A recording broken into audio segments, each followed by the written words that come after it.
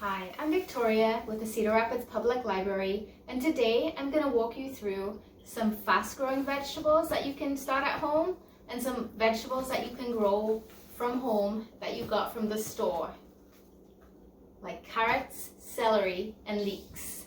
Let's go.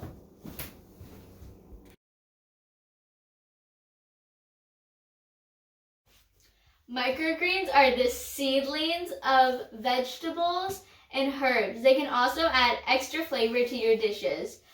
Also, they are, drumroll please, 4 to 40 times more nutritious than grown vegetables. To grow microgreens, super easy, just like you would start any of the seedlings. You get your microgreens that you put in a pot. In this one we have peas. We'll push little holes and push all the peas down. We have chard in the next one. We have some lettuce and we have some beets in this one. So after I push them down a little bit and tamped the soil on top, in about 7 to 12 days, we will have microgreens that we can eat in a little spritz for Ari.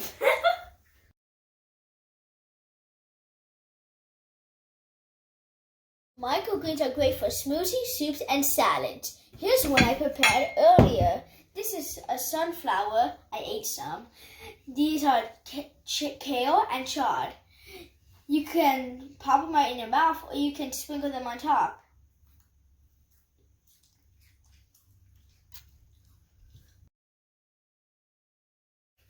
Radishes were one of the very first crops that I planted, and they're very forgiving and pretty much you can do not a lot and they'll still grow. If you're growing radishes in a square foot garden, then you'll need 16 per square foot.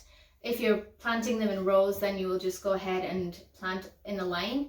After about 25 days, you should get some beautiful radishes. Some of my favorites include French breakfast. It's a beautiful pink and then white, and they're pretty mild. So give those a try. Next, leaf lettuce.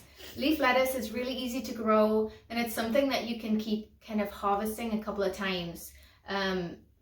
Some varieties of leaf lettuce will be able to be eaten in about 30 days. The humble spud is something we get from the grocery store. This one doesn't have as many as I would like, so I'm going to leave this one a little while. But once the potatoes start shooting sprouts, they're pretty much ready to go. You'll be able to replant them. Some potatoes that you get from the store have been treated and so they won't ever sprout, so don't hang on waiting for them to pop open and they just don't. I can see that the ones on this one are gonna. So the trick with potatoes is to make sure that you have at least 2 eyes on each pot that you're gonna plant. So once that happens, you can dig them in the dirt and put them down and cover them. Potatoes take a little bit longer, so they're not necessarily the fastest growing, but they definitely, they're so versatile and you can be sustained on potatoes for a long time. So you plant them in the soil, you just give them water, and then you pretty much leave them alone. You'll see the green shoots come up from the plant, and then you'll just keep covering them and watering them, and then soon you'll have more potatoes than you'll know what to do with.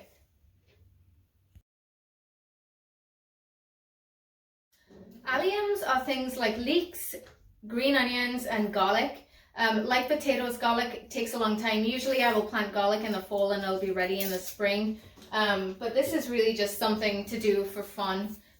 Or you can plant them in the spring and they'll be ready in the fall.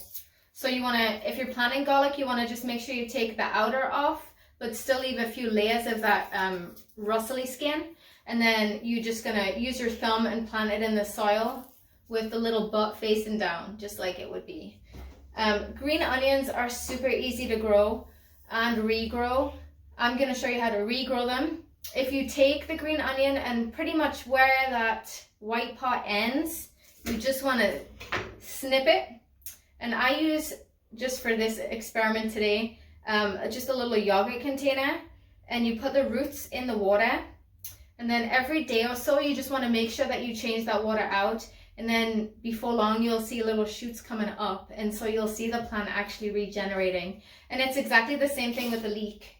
So again, you just want to cut the leek. We're going to eat this part later in some soup. But this part, we're going to just put it in some water, we're going to change the water out every day or two, and then you'll start to see regeneration again, and it's really cool. This is also something you can do as an experiment with kids as part of STEM activities. Have them write a journal and kind of see how big it's getting. You can do test controls with different mediums and see which condition is better for the leek. So that's the allium family. Celery, to regenerate, you just take the base and you cut all the way through it like this. And you have that little pretty, I think it looks like a little rose, which I've also used to do artwork, but I'm not going to do that today. I'm going to put it in some water again. So I'll take a little container with water in it and then set my little celery stem stalk at the bottom, and then you'll start to see the leaves coming through again, and they'll taste like celery. And if you want to try after that to plant it in a pot and see where it goes, you can also do that. You can also regenerate and regrow herbs. This is oregano, and I'm going to use the leaves for a soup, but I'm going to leave some leaves on the top, and I'm just going to take the stem and cut it, and then I'm going to put it in water and leave it. And what's going to happen is it's going to grow some roots again, and then once the roots are about 2 inches long, you want to take it out and then plant it in the soil, and it will regrow. And I've also done this with basil and cilantro, but there are other herbs you can try it with too. So herbs, fresh veggies, great things that you can regrow from the store. Thanks for watching! And stay connected To Cedar Rapids Public Library.